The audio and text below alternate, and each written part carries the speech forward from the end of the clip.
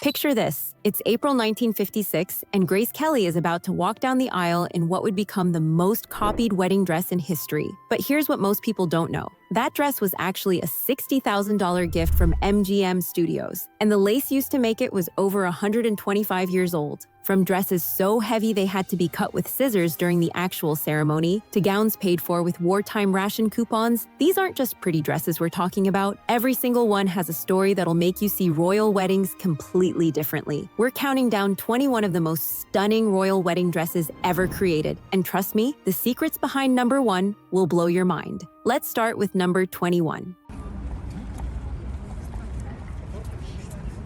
Lady Elizabeth Bowes-Lyon, 1923. So we're kicking things off in the roaring 20s. And let me tell you, Lady Elizabeth knew exactly what she was doing. When she married the Duke of York at Westminster Abbey, she wore this absolutely stunning ivory chiffon dress. It screamed 1920s glamour. We're talking dropped waist, pearl and silver details everywhere, and this gorgeous Art Deco headpiece that was pure elegance. Here's the thing though, when Elizabeth put on that dress, she had no clue she'd one day become the Queen Mother. Her husband wasn't even supposed to become king, but that dress, it completely changed the game for royal weddings. Before Elizabeth, royal brides were all about that heavy, over-the-top Victorian look. She walked in and said, "Nope, we're doing sleek and modern now." And just like that, she set the tone for the next 100 years of royal wedding fashion. Princess Anne, 1973. Okay, so if you know anything about Princess Anne, you know she's never been the type to just go along with what everyone expects. And her wedding dress? Total proof of that. While other royal brides were going for soft and romantic, Anne walked into Westminster Abbey in 1973, wearing what can only be described as a medieval power move. Her dress had this high neckline, these incredible trumpet sleeves that looked straight out of Tudor times, and pearl details that caught the light perfectly. The best part? Anne actually helped design it herself. She worked directly with the designer, Maureen Baker, adding her own ideas and making sure it was exactly what she wanted. The 7-foot train was elegant, sure, but the whole vibe was basically Anne saying, "I'm doing this my way," and you know what? It worked. She paired it with Queen Mary's fringe tiara, the same one her mother wore, creating this perfect blend of tradition and rebellion. Queen Masenate Mohato Seeiso of Lesotho, 2000. This one right here is a story that needs to be told more often. Masenate Mohato Seeiso wasn't born into royalty. She was a commoner, and when she married King Letizia, the third of Lesotho, in the year 2000, she became the first commoner ever to marry into that royal family. That's not just breaking tradition, that's shattering it completely. Her dress matched the significance of the moment. We're talking a long-sleeved ball gown, absolutely covered in beaded embellishments from top to bottom. Every time she moved, the dress sparkled and caught the light. She wore a jewel-encrusted tiara, drop earrings, and this stunning diamond necklace that added even more glamour. But here's what makes this dress so powerful. It represented hope. It showed that love could transcend class and tradition. For every woman in Lesotho watching that wedding, it proved that fairy tales could actually come true. Princess Charlene of Monaco, 1978. So imagine being Grace Kelly's daughter. The pressure alone would be insane, right? Everyone's expecting you to recreate your mother's iconic wedding moment. But Princess Charlene had other plans. When she married Philippe Junot in 1978, she didn't try to copy her mom. Instead, she went full 1970s with a Dior gown designed by Marc Bohan. The dress was elegant, absolutely, but it had this relaxed, bohemian vibe that was so different from her mother's classic style. And get this, instead of wearing a traditional tiara like every other royal bride before her, Caroline styled her hair in 2 buns with delicate flower crowns. It was romantic, it was dreamy, and it was completely her own. The dress showed that you could honor your family's legacy while still being true to yourself. That's not easy to pull off, but Caroline made it look effortless. Charlotte Casiraghi, 2019. Charlotte Casiraghi is Grace Kelly's granddaughter, and if you thought the pressure on Princess Caroline was intense, imagine being the next generation. But Charlotte absolutely nailed it. She had an intimate ceremony first, then threw a bigger celebration in Provence where she wore this absolutely dreamy Giambattista Valli couture gown that had everyone talking. The dress had a sheer neckline, intricate lace detailing, and layers upon layers of tulle that made her look like she was floating. It managed to be structured and ethereal at the same time, which, if you know anything about fashion, is incredibly hard to pull off. You could see Grace Kelly's influence in the romance and elegance of the dress, but it was still completely Charlotte's own style. She didn't try to recreate her grandmother's iconic moment. She honored it while creating something totally new. That's the mark of someone who understands that tradition doesn't mean copying what came before. It means building on it. Princess Sofia of Sweden, 2015. Princess Sofia's story is one of those that feels too good to be true, but it's completely real. She didn't grow up in a palace. She wasn't born into aristocracy. But when she married Prince Carl Philip in Stockholm in 2015, she wore a dress that proved she belonged there just as much as anyone. The gown was designed by Swedish designer Ida Sjöstedt and covered in delicate lace made by this renowned lace maker named Jose Maria Ruiz. Every single stitch was placed by hand. The long sleeves, the fitted bodice, the hand-cut train, all of it was crafted with incredible attention to detail. What makes this dress even more meaningful is Sofia's journey. She faced intense criticism from people who didn't think she was royal enough. But that dress, it showed the world that she understood Swedish tradition, honored the craftsmanship of her new country, and brought her own modern elegance to the role. It was a dress that said, "I earned my place here." Countess Olympia von Unzu Arco-Zinneberg, 2019. All right, so this wedding was basically European history coming full circle. Prince Jean Christophe Napoleon Bonaparte, yes, a direct descendant of Napoleon, married Countess Olympia, who's the great-granddaughter of Austria's last emperor. When these two got married in Paris, it wasn't just a wedding. It was two of Europe's most powerful dynasties uniting. And the dress? Absolutely spectacular. Oscar de la Renta created this white gown with a complimentary capelet and cathedral veil that took over 1,400 hours to make. 1,400 hours. 10 dressmakers worked on just the embroidery alone, making sure every single detail honored both families' imperial heritage. The capelet added this incredible regal formality. You could practically feel centuries of history in that one design element. It was a dress that understood the weight of the moment and rose to meet it. Anisha Rosnah, 2024. When Prince Abdulmateen of Brunei got married to Anisha Rosnah in January 2024, they didn't just have a wedding. They had a 10-day celebration with multiple events, multiple outfits, and enough glamour to make your head spin. But one dress stood out above all the others. This particular gown was crafted in soft ivory and absolutely covered in crystals and intricate embroidery. We're talking about embellishments that caught every light, creating this shimmering effect that looked almost magical. Long sleeves, fitted bodice, flowing train, it had everything you'd expect from a Bruneian royal wedding. Anisha paired it with a delicate veil and this sparkling diamond tiara that tied the whole look together. The dress managed to honor traditional Bruneian royal aesthetics while still feeling completely modern and fresh. For a new generation of royal watchers, this was the dress that showed how you can respect tradition without being stuck in the past. Princess Claire of Luxembourg, 2013. Elie Saab has become one of the most sought-after designers for modern royals, and Princess Claire's September 2013 wedding dress is a perfect example of why. The gown featured delicate chantilly lace with floral embroidery that gave it this incredibly soft, romantic feeling. But it wasn't too sweet. The long sleeves and flowing train added just enough structure to keep it elegant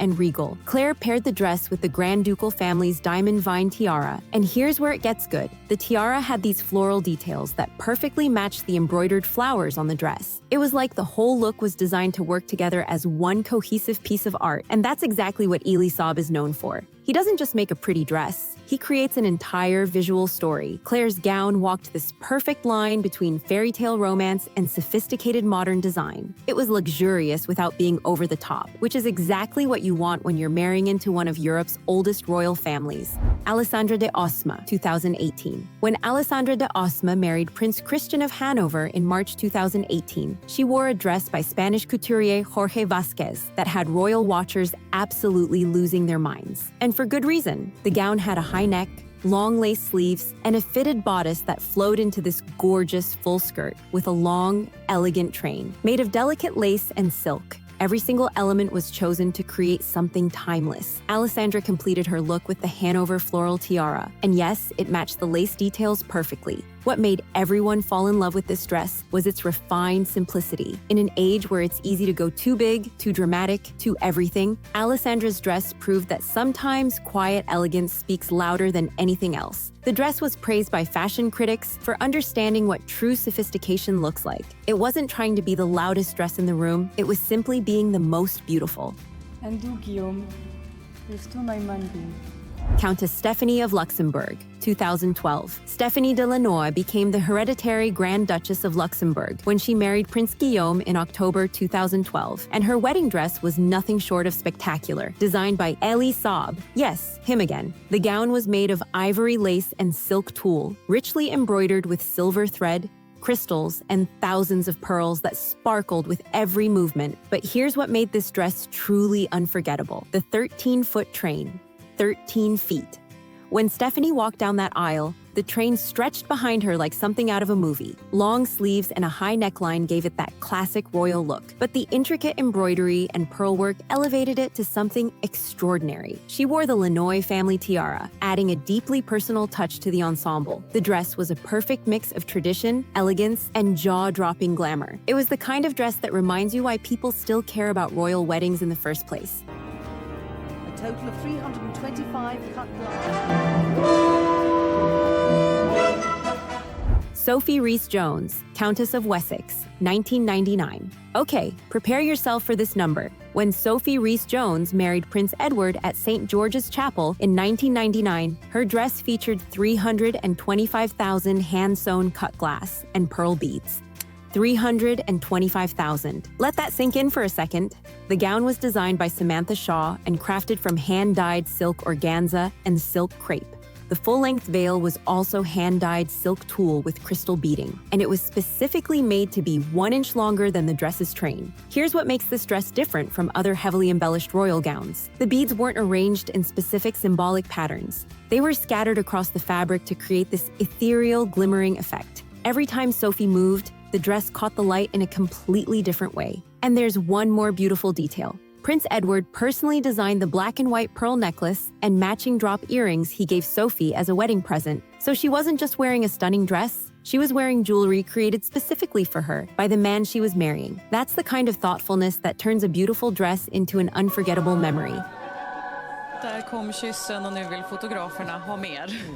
Crown Princess Victoria of Sweden, 2010. Crown Princess Victoria's wedding dress, designed by Swedish couturier Per Engheden, isn't just about fashion. It's about personal triumph. The gown featured a cowl neck and this structured bandage waist that was very 2010 fashion forward, but still maintained all the elegance you'd expect from a royal wedding. She paired it with a stunning 3-meter lace veil with floral embroidery and the Swedish cameo tiara. But here's why this dress matters so much. Victoria has been incredibly open about her past struggles. So when she talks about how this dress made her feel safe and empowered on her wedding day, it's not just about the fabric or the design. It's about a woman who conquered her demons and walked down that aisle feeling confident and strong. The structured support of the dress, the careful construction, all of it helped Victoria feel secure. That dress represented far more than a fashion moment. It represented personal victory, and every time someone looks at the photos from her wedding, they're seeing a woman who refused to let her struggles define her.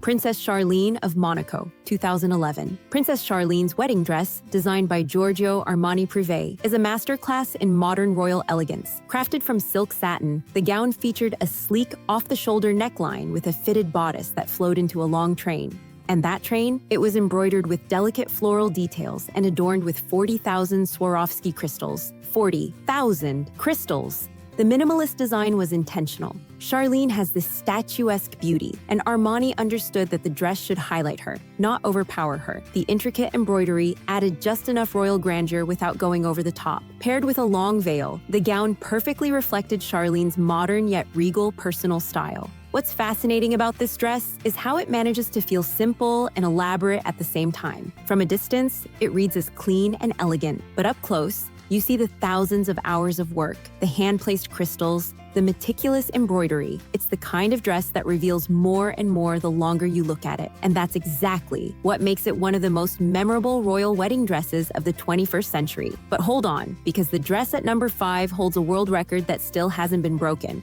Sí, estamos decididos. ¿Estáis dispuestos? Y me entrego a ti. Queen Letizia of Spain, 2004. Here's a fact that'll blow your mind. Queen Letizia's wedding dress holds the Guinness World Record for the most expensive royal wedding dress ever created. The gown, designed by Spanish couturier Manuel Pertegaz when he was 86 years old, cost approximately £6 million. That's over $10 million US.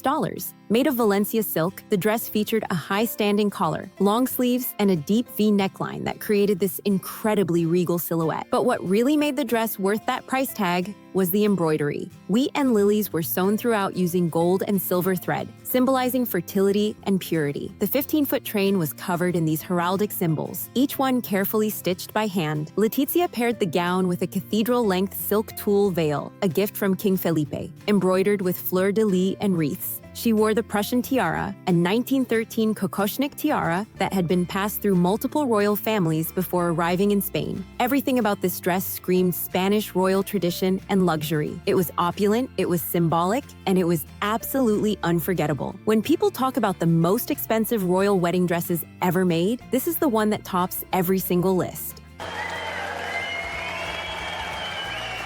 Queen Mary of Denmark, 2004. When Australian-born Mary Donaldson married Crown Prince Frederik of Denmark in May 2004, she wasn't just becoming a princess, she was making history. The gown, designed by Danish fashion designer Uffe Frank, featured a scoop neckline and an impressive 19-foot train. It was crafted from ivory Duchess satin lined with silk organza, using an extraordinary 31 meters of fabric. But here's what makes this dress historically significant. Mary became the first and only person not born into a royal family to wear the historic Danish royal veil. This Irish lace veil had been worn by Crown Princess Margareta of Sweden, Queen Ingrid of Denmark, and Ingrid's daughters, marking centuries of royal continuity. For a commoner to be granted this honor was absolutely unprecedented. The dress itself was completed with a modern fringed tiara gifted by Queen Margrethe, while Mary's engagement ring was specifically designed to echo Denmark's national colors with ruby and diamond elements. Every detail of this ensemble told the story of a woman being welcomed into a family and a nation. Mary wasn't just wearing a beautiful dress. She was being woven into the fabric of Danish royal history.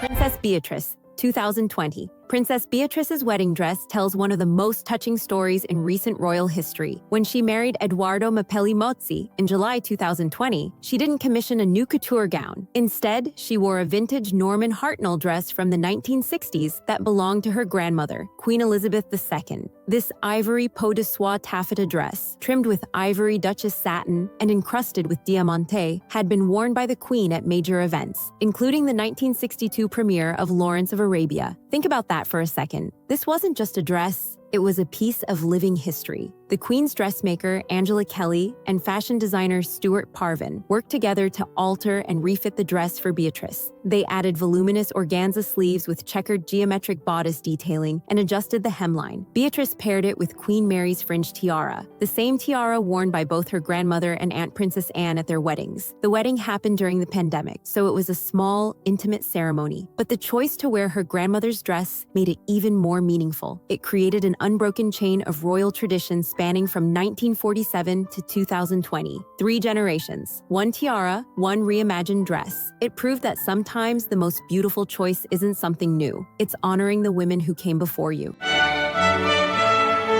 Princess Diana, 1981. There are iconic wedding dresses, and then there's Princess Diana's gown. Designed by David and Elizabeth Emanuel, this silk and taffeta masterpiece featured a 25-foot train, the longest in royal history. The dress was decorated with sequins and 10,000 pearls, with puffed sleeves and a fitted bodice that defined 1980s bridal fashion. But here's a secret most people don't know. Diana had the Emanuels sew an 18-karat Welsh gold horseshoe charm, studded with white diamonds into the back of her dress as a good luck token. David Emanuel only revealed this to Diana on her wedding day, and it moved her to tears. That hidden charm was meant to bring her luck and happiness. Nobody watching the ceremony knew it was there. The dress became so famous that it's still the most copied royal wedding dress of all time. For years after Diana's wedding, brides everywhere wanted puffy sleeves and long trains. The Emanuels were so protective of the design that they actually made a completely separate backup gown, fully finished and ready, in case the original was leaked to the press before the wedding day. Of course, the dress famously wrinkled during the carriage ride to St. Paul's Cathedral. The train was so long, it couldn't fit properly in the glass carriage, so it had to be folded like bed sheets. But somehow, those wrinkles became part of the story. They made Diana seem more human, more real. But there's one dress that influenced every single bride who came after, including Diana herself.